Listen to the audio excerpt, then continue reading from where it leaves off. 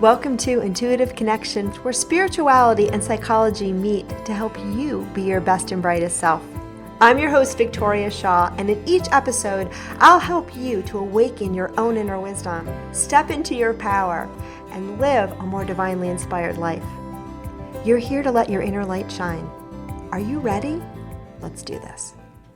So hello and welcome to Intuitive Connection. Today we have a guest for you and one that I'm really excited to connect with. And I do this every single time because I never think to ask how to pronounce a name before we go live. It's like every episode. So anyone who listens to this podcast knows I'm always asking how to pronounce your name. So it's Scott Stabile. Perfect. Stabile. Yeah.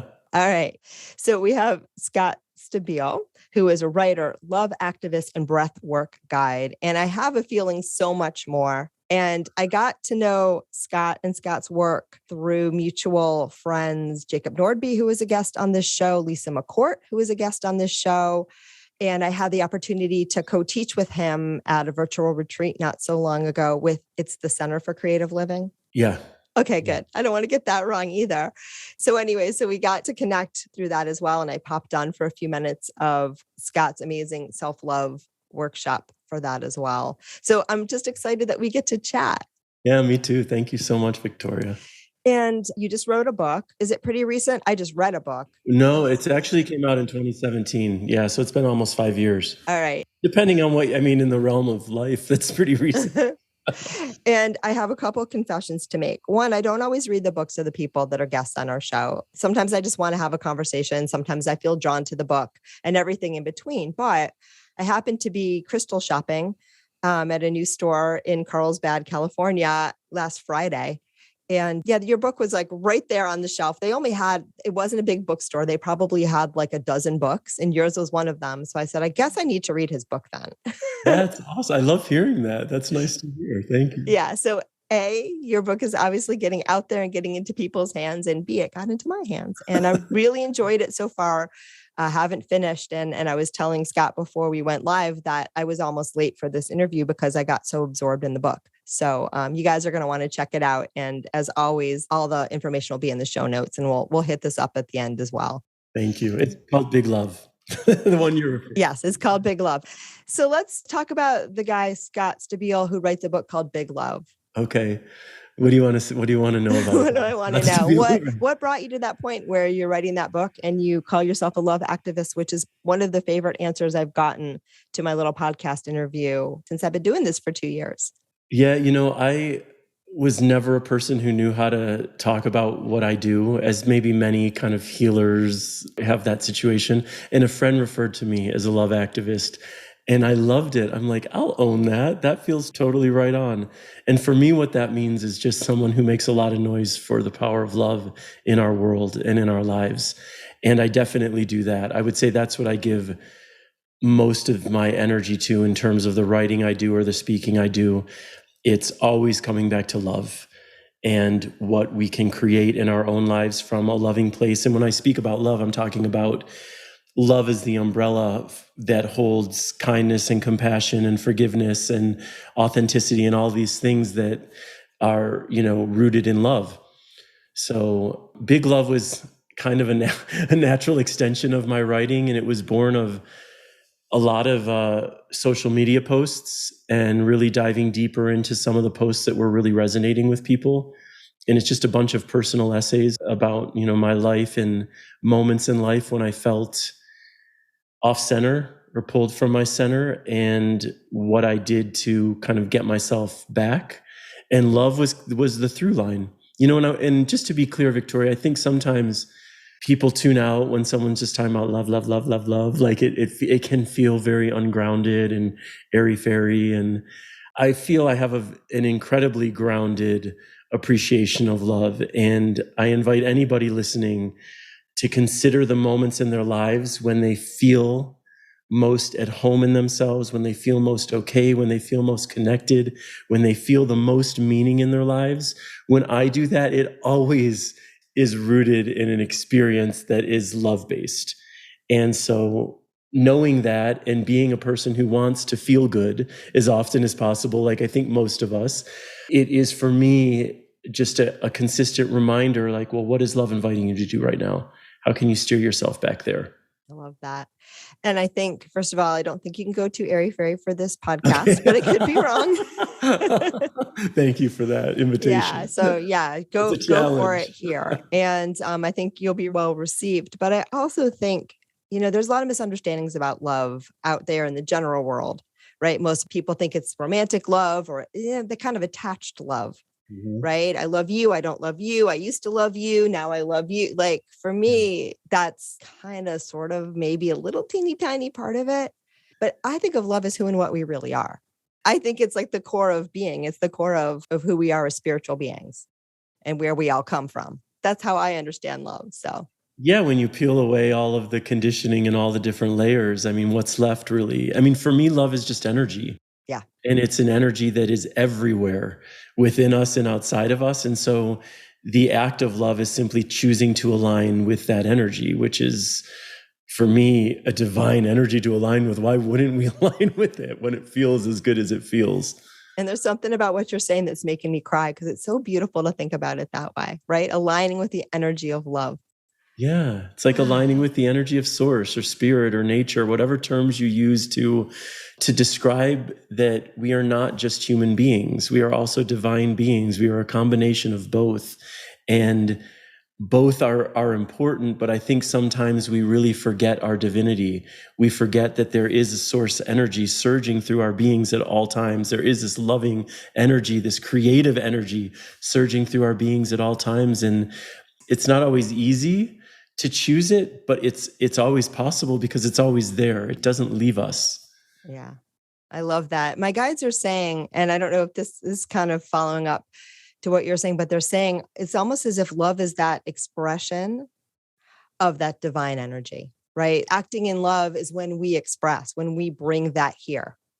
Yes, it's the song of it. Because for me, I really believe there's an energy just slightly deeper than love. And again, this is how I experience it in my being, which is just stillness, just quiet, just peace. That's what I feel as my soul. It's just so okay with everything that is. There's no resistance. And then layered on top of it in the most beautiful way, like this delicious chocolate ribbon, is just love. And that's like almost the voice that divinity uses to express itself. And I don't know, that's kind of how I feel it. I think that is beautiful. Wow, I don't know what to say to that other than just like admire the beauty of that, of the way that you express that. It's just, I just need to stop for a second and just take that in. And I agree 1,000,000,000,000%. And I think too, we had a while ago on the show, Robert Schwartz, who is the author of Your Soul's Gift, Your Soul's Plan, Your Soul's Love. And he talks about pre-birth planning, the idea that our souls plan aspects of our lives before we're born. And his work was a big influence on me in the way that I work and the way that I practice. But I remember at the end of the show, he was like, that's kind of what you're saying. He was saying, you want to keep asking yourself in those moments, what would love choose, right? What would love do? And I think that's one of the most powerful questions that we can ask. Absolutely. And one of the most frequent questions I ask myself, it's just like, what is love inviting in this moment?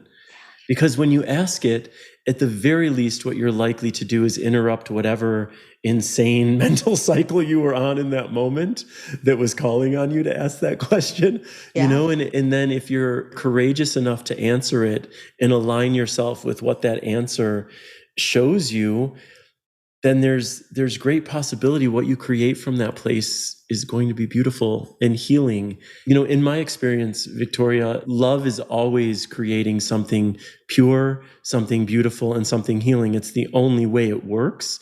But those things don't always look like that in the moment necessarily. And I think that's where we can get caught up, is just trusting that when I'm operating from love, what I'm creating in my life is what is needed, even if it's painful, even if people are not responding in what feels like a healthy way or a good way. It's not really about that. It's trusting the energy of that love and what it creates. Right. And you keep going back to it too. So if you, ask what would love do or work in alignment with love, and then you go out into a world that doesn't seem to reflect that, you just keep going back to it. Absolutely. And you can apply it to all areas of life, because you're going to get I'll speak for myself. I get nudged off the love train constantly in this world, and provoked and triggered and all of those things by any number of experiences and people.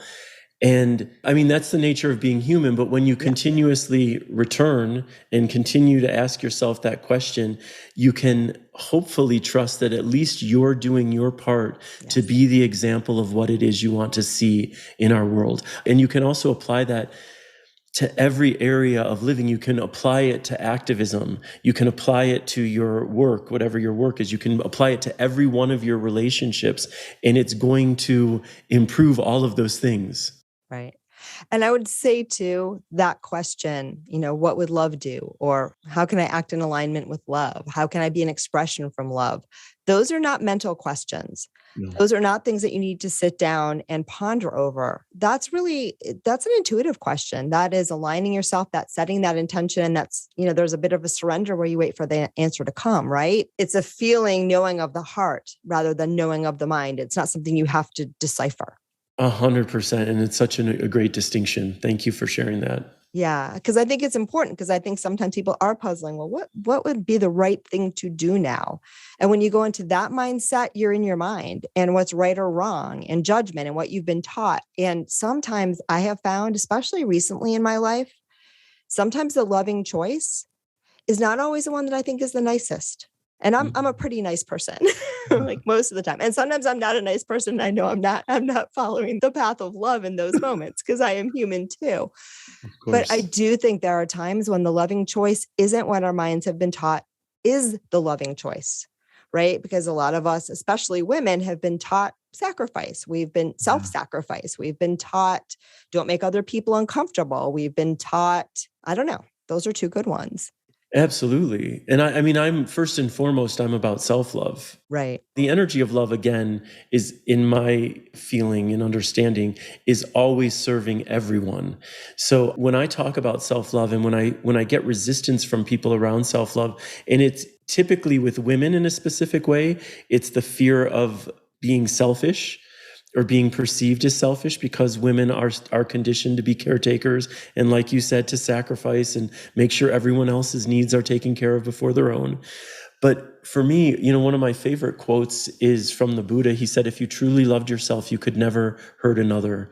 And for me, that's really the essence of love. It's understanding that when we're so steeped in love of self, all we'll have to offer the world in return is love, but not from a place of self-sacrifice that our minds and egos want to take us to, from a place of deep self-reverence and understanding in that self-reverence our inherent worth, that we are enough as we are worthy as we are lovable as we are. And when we make choices from that place, we simply don't allow in our lives the same things we allowed when we were making choices from that unworthy place. And that's one of the greatest gifts of self-love, is it really does root us in our sense of worth. And then everything that we experience in life changes. Yeah, it's beautiful. And I sometimes think of that sacrifice kind of mindset. It's the flip side of narcissism. But it's also, they're both rooted in scarcity. They're both rooted in this idea that I can't take care of myself, right? And do what is most aligned for me, because it'll take that away from somebody else. When in fact, it's the opposite. It's the opposite. When you're acting in alignment and you're aligning with love and you are truly honoring yourself in the highest sense, you're not going to be able to harm anybody else. And if you rub someone else the wrong way in that action, it's just the correction that they need. It's not harmful. No, and you will rub people the wrong way. Yeah, it happens. Not everyone wants to cheerlead your growth and your healing. Not everyone wants to cheerlead a person who is in alignment with love, who is in alignment with source, because it shines a spotlight on the areas and others that are out of alignment. And that is in no way, again, to suggest I'm always in alignment with love and source. But I've seen throughout my life, I've waited for cheerleaders and have had many in my close circle, but also others that healing is very provocative. It's very provocative in general, and it's provocative for the people in your life, because even though we don't want to admit it, the people we love the most, we don't really want them to change. When instead of saying you've changed in this celebratory tone, it's you've changed in this suspicious tone. We want to keep people in the boxes that feel most comfortable to us. And so If they're expanding beyond those comfort zones and beyond those boxes, it can be very triggering. Yeah, it can for some people. And I don't think everyone wants that, but there is that part of us that wants the comfort. The ego wants the comfort of stability. Yes, absolutely. And not everyone's on a growth path. Absolutely. So sometimes your growth path is going to stretch someone else further than they're ready or willing to go. And not everyone needs to be on a growth path. And like I find for spiritual people like us, a lot of times it's the collective we can get provoked by people who aren't on a healing path instead of just being an acceptance of whatever anyone's journey is in this lifetime, and that we don't hold the keys to what's right for another person. Yes. Amen to that. Amen to that. It's so true. It's so true. And again, it's also about what you said before. It's about being that place of peace, silence, surrender, acceptance, where you honor what you need to do, but you also honor that, the outside world, which is all the people in the world and all the experiences, even that you're having internally, you make peace with them. If they're happening now, that's as it should be. And the only thing that you need to pay attention to is your own orientation to what's happening in the now. Yeah, absolutely. And getting more comfortable with the parts of me that aren't able to make peace with certain things too. Like acceptance runs very deeply. It's like, yes, I want to accept everything about myself, but can I also accept the parts of me that can't accept everything about myself? That's acceptance. And the parts that can accept the parts that can't accept, this is for me the level of acceptance I would say I strive for, because in those deeper levels, when you're fully accepting by how you feel in your body, like when you're just peaceful, like, and you're relaxed, it's like you've reached a level of acceptance. And, I'm in New Mexico, and we've been having horrible wildfires for weeks and weeks now in northern New Mexico. I'm looking out my window at a fire in the distance, the smoke billowing beyond these mountains. And I was watching a sunset recently, and it was so like that red. I don't know if you've ever seen a sunset through smoke, like fire smoke. It's this bright red like ball that you would only see in that circumstance, in that way.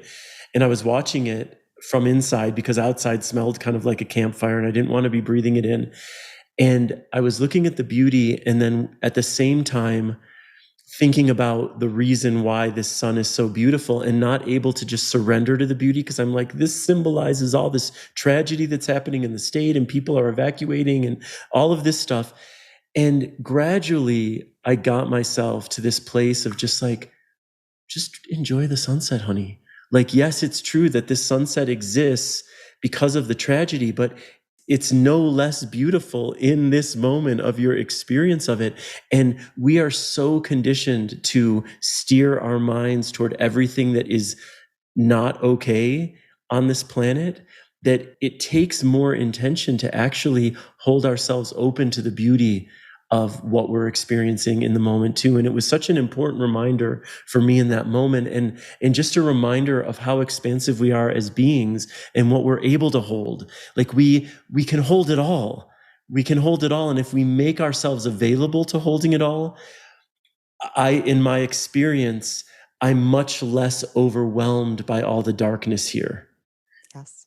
Does that make sense? It makes 1,000% sense. Absolutely. And I think we're conditioned too to question our own happiness, our own joy in the moment, if anyone else is struggling or suffering. And it's the opposite. When you can find beauty in a difficult space, I think it actually is a gift to whatever's going on. You're uplifting the planet. You don't have to force it. There are times when, life feels sucky and we are in resistance, and like, you got to love yourself through that.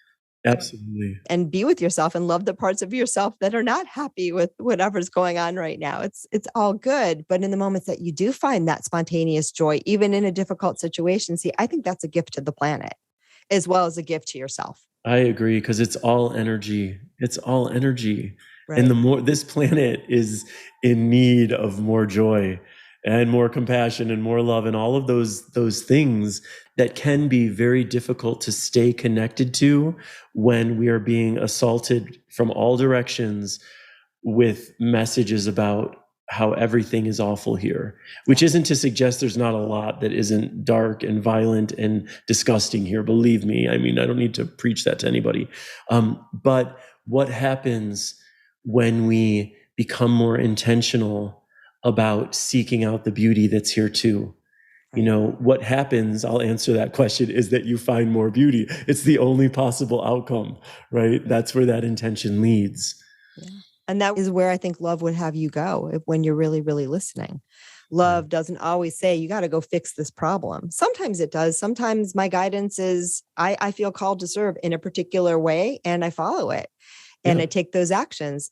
Most of the time for me, I don't get that at all. It's about finding the beauty in this or going back to myself and finding my own equilibrium through whatever's going on, or just saying a prayer and honoring that we're all at different levels of awareness right now. And we're all having different experiences and just honoring the integrity of everyone's experience and, sending some love out through that. But I think that there's a voice sometimes. I know it goes in my head and I know exactly what pieces of my personal conditioning set this one up. But I think it's a collective thing as well of it's not okay to feel good if people around you or other people are not happy. I think that's a big one for a lot of people.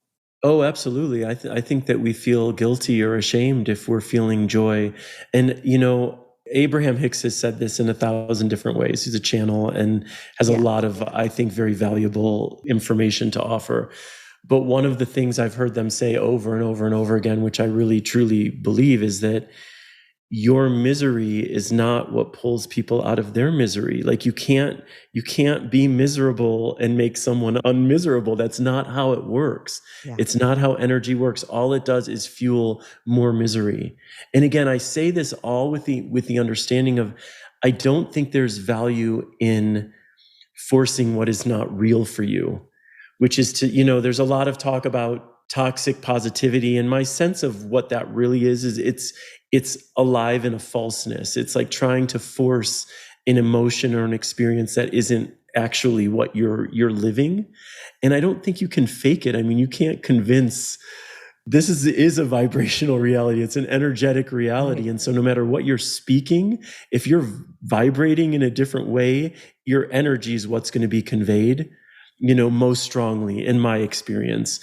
Yes, I think that there's great, great, great value if what you are feeling is joy, to give yourself over to it as much as possible, because this does impact other people in the same way that our misery impacts other people, and if what you're feeling is unhappy, miserable, sad, great, be with it. This is not about pulling yourself out of something that is real for you. It's about acknowledging that our minds are naturally going to steer toward misery, fear, insecurity, anxiety. It's where they go naturally. We don't have to effort at that. I have yet to meet one person who's told me, I'm really working at being more negative in my life because I'm just not negative enough. Like that doesn't exist, right? But what we do need to work at, practice at, is steering our minds in the directions of thoughts and words and actions that are more aligned with love and joy and connection and meaning, and see what that creates in our lives. Yeah, that's beautifully put. And I think too, you can be having a rough moment and feeling the feels while also redirecting yourself. Yeah. Just like it's not a disservice to somebody else to find the beauty in the sunset, even if people are being evacuated from their homes. Yes. It's also not a disservice to yourself to say, yes, sweetie, I see that you're hurting right now, and I want to honor that. Hey, let's go out and look at a sunset, right? 100%. 100%. Like why wouldn't I ask why wouldn't I a lot, like with questions like this, because it's like, why wouldn't I often to always, somewhere in that spectrum, be considering what choices I can make in the moment that create more peace in my being or more joy in my being. Like this for me has become a much more natural way of living, because when you ask yourself those questions and make choices in alignment with those answers, you change your life for the better. Yeah, 100,000%. I think I've said that 100,000 times. I think I got even 1,000,000,000% at one point. Yeah. I want to go back to something really weird that's popping into my brain, because one of the things that I love about you and I love about what you do is the impact that you've had on social media. We often think about social media in such a Debbie Downer kind of way. And I know as someone who may or may not have a little bit of an issue with Facebook, very highly curated Facebook and all uplifting people, but still I probably check in a little more often than I should.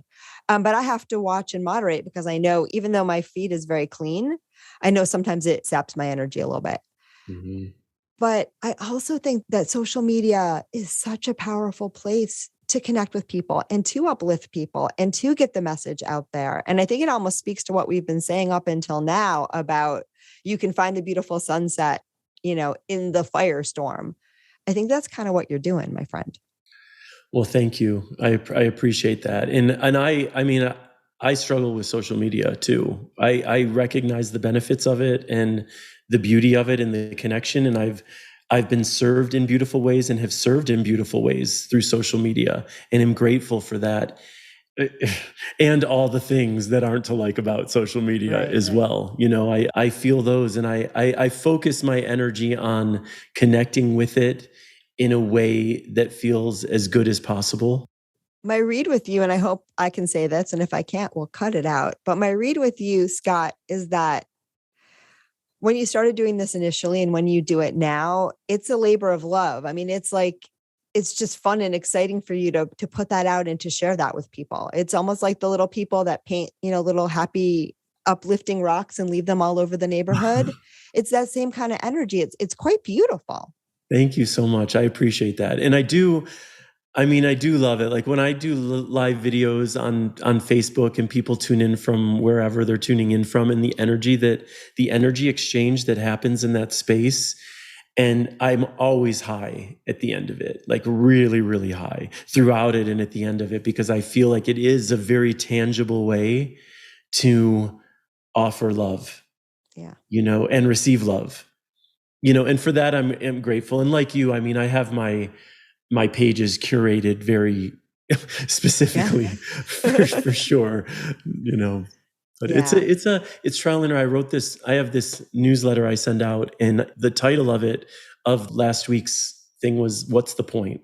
Because that's a question that comes to mind sometimes when I'm in this moment of feeling just desperate about the world and just looking outside and thinking, my God, we humans are so insane. Like, and what's the point of anything in the face of this kind of insanity? And so the response, the whole email was like, I went into meditation and approached that question from a place of real curiosity instead of despair, and came up with all of these things. And the one, I wrote something about social media, and it was essentially like, the point is to find peace with the fact that you cannot stand social media, as well as the fact that you're completely addicted to it, and and peace with the fact that you can't find peace with either of those truths. I love it.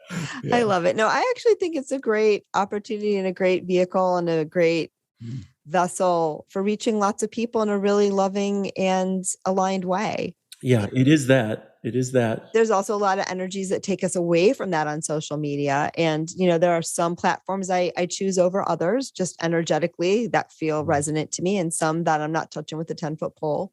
Yeah. But I do think it's just another vehicle, it's just another outlet to do what we do. And again, I think it's just true. beautiful that you're out there and getting the word out. I think it's just beautiful. Thank you very much. Now I've got warring questions in my brains. And is there anything else that you feel called to talk about while I'm listening to my warring questions? No, I guess just a reminder to everyone's listening. I said this earlier, but I really want to just repeat that your worth is not dependent on anything you have done in your life or do in your life. It's not dependent on your looks, your brains, your relationship, how beautiful your children are, whatever it is that we attach worth to. All of those things are wonderful if they're adding to your life in a meaningful way. And you're born worthy. You will die worthy. Your worth is inherent. And if you can really, really come to understand that and own that in your being, it's a life-changing understanding. Absolutely. Absolutely. And I think it's hard because I think everything, or it can be hard. I don't like to put that out there, but it can be difficult because everything in life tells us that that's not the case. That's the name of the game, right? Everything tells us. Our media tells us.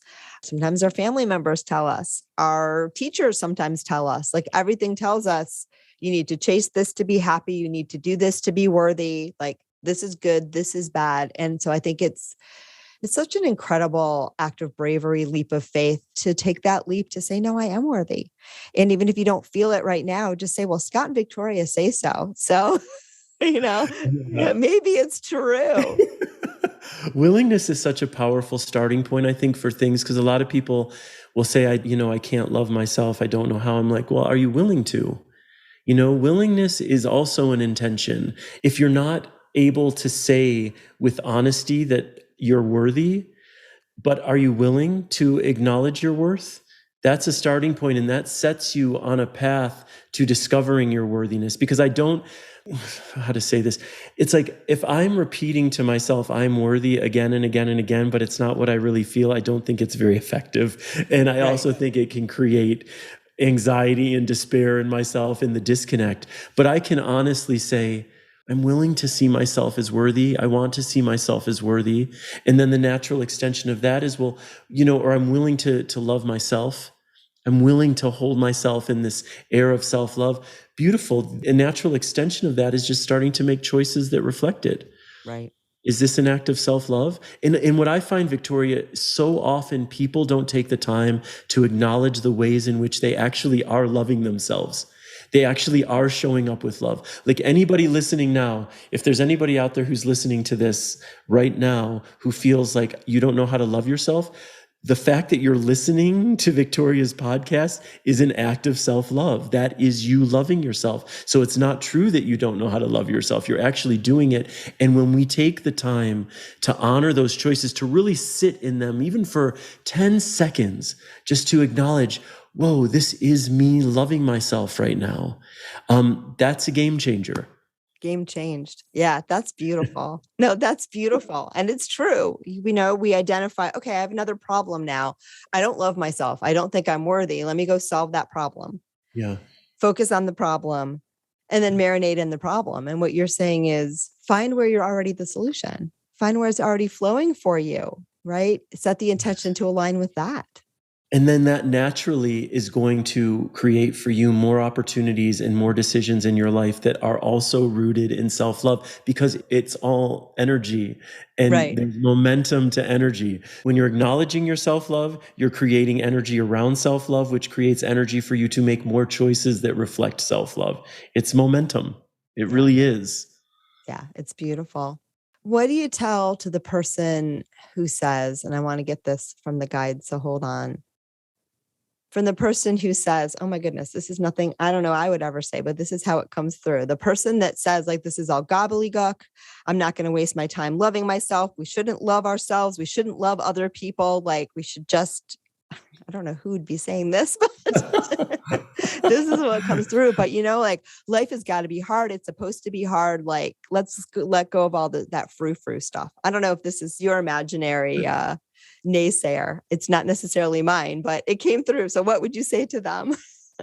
I would say start paying deeper attention to your life and look at how you feel when you're operating from a place of hate and judgment and condemnation, and look at how you feel when you're operating from a place of kindness, compassion, and love.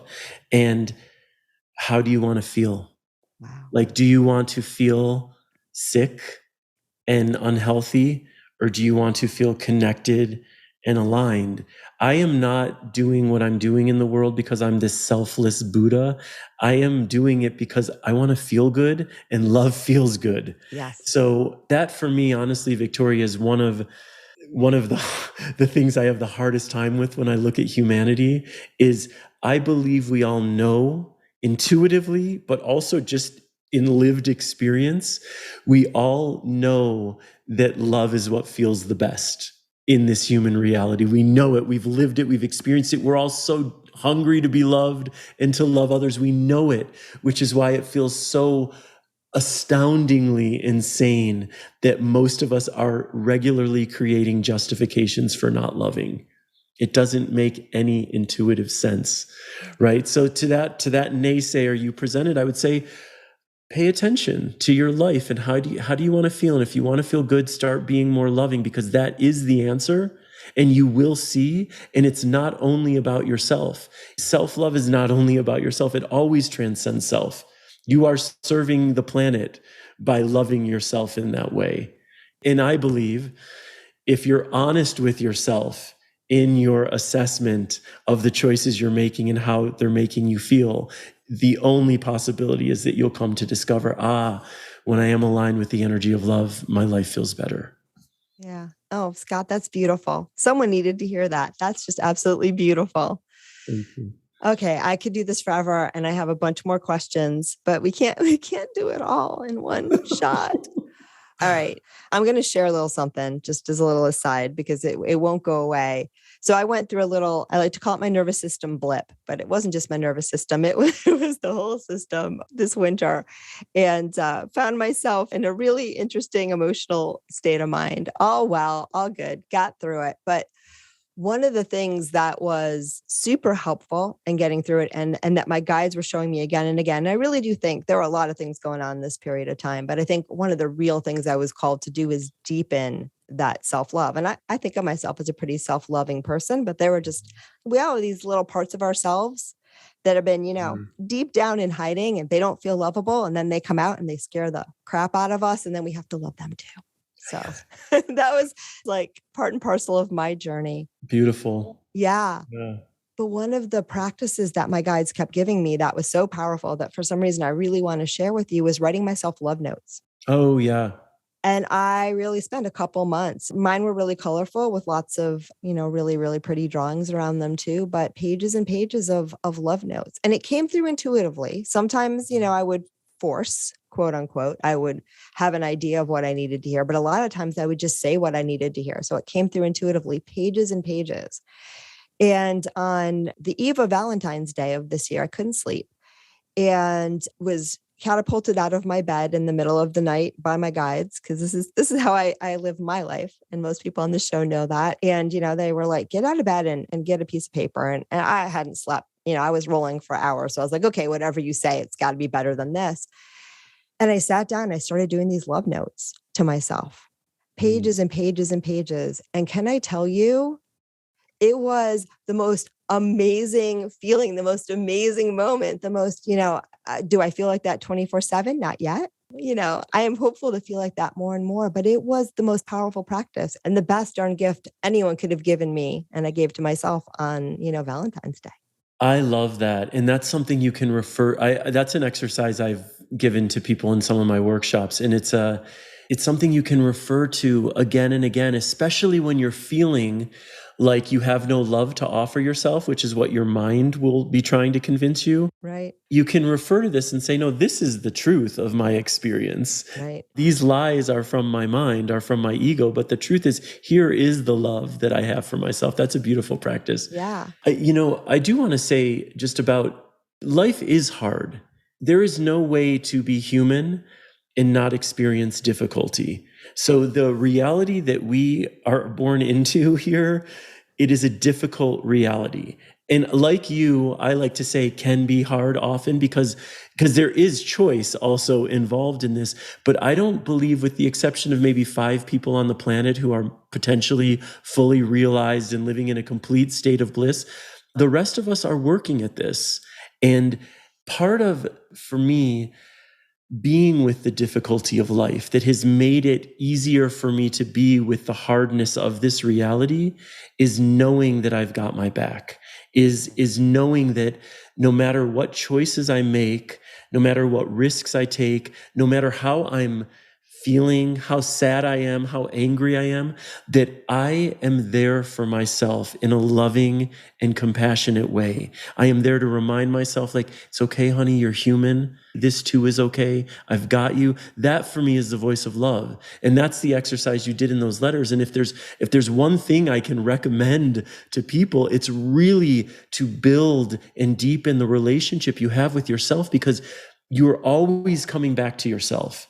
And who are you coming back to? Are you coming back to that ego voice that is conditioned to shame you and abuse you and belittle you? Or are you going to be coming back to that voice within you that is rooted in your heart to remind you that you are so lovable and beautiful, and rooted in your soul to remind you that you are so okay, that this too is okay? Like this is the strength we can build within ourselves because it's always there. So the more we connect with that, this hard world that is likely to be through all of our lifetimes still violent and insane, like those aspects will be there.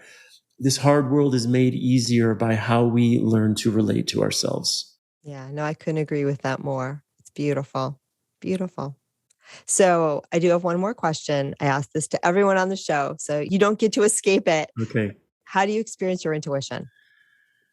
Oh my goodness. I experience my intuition a lot, all the time. I've been watching you experience your intuition, but I don't know what it feels like from the inside. It's in my body. It feels like just a bodily being led by what's happening in my body and in my heart and in my feelings and allowing myself to respond from that place. I experience my intuition when I have released myself from the constraints of my mind and ego and start feeling my way into and through things. I think that's beautifully put. All right. Thank you so much for agreeing to do this. This was such a fun conversation. Thank you. I am like the luckiest person in the world. Yeah, I felt like it was 2 minutes long. Yeah. It was so quick. It was really fast. I know you're an extremely busy guy, but who knows? Maybe I'll beg you to come back again because I got a lot more questions. Sure thing. No, but thank you so much. All right. If people want to find you, work with you, how do they do that? Tell us a little bit about it. If people want more Scott Stabile, where do they go? What do they do? Yeah, well, a couple of things. And thank you for that offering. Find me on Substack. It's scottstabile.substack.com. That's where I have my Bigger Love newsletter. The things shared there, 90% of them aren't shared on social media. So it's its own thing. And you can get free subscriptions to the newsletter. If you love the content, you can get a paid subscription as well if you choose to. And then we didn't talk about this, but I'm obsessed with breath work and trained recently to become a breathwork guide. And on Tuesday evenings online, I offer this, it's really a journey. It's called Breath and Belonging. And we take these breathwork journeys every Tuesday evening via Zoom. So you can find it all on my website, like these types of events and stuff. But join me for a breathwork journey. Did you say what your website was, just in case people aren't going to look at the show notes and they need the audio? Thank you for that. It's scottstabile.com, scottstabile.com. And I'm on Instagram and Facebook, so you can find me wherever. Perfect. Yeah. And I think I cut you off. So say that again too. You were saying you're doing a breath work. Have you done breath work, Victoria? I've done some. It's so freaking wild. It is, I just encourage anyone listening to dive into the breath in a different way. And if my session is something that gets you interested in a new way, great, but find your way to breathing. And there's so many different techniques, but the one that I do is this, it's a very active 2-part inhale and exhale, all in and out through the mouth. And we do about a half an hour of active breathing that takes you out of your mind. People trip. Wow. Yeah, it's really cool. And what's so exciting about it is it just allows you to release a lot of the stuck energy that's in your being. So sounds like amazing stuff. Yeah, it's fun. Scott, any parting words before we wrap up? Well, just thank you to you. And I love you. And I love the work you're doing. And to everyone listening, just wishing you so much love. And, a reminder to just whisper to yourself as often as possible, it's okay, honey, you're human. I love that. Thank you, Scott, so much. Thank you, everyone, for tuning in and letting me do what I love to do. And namaste. Thank you. Thank you so much for joining us today. I hope that you found joy, strength, inspiration, and clarity from today's episode.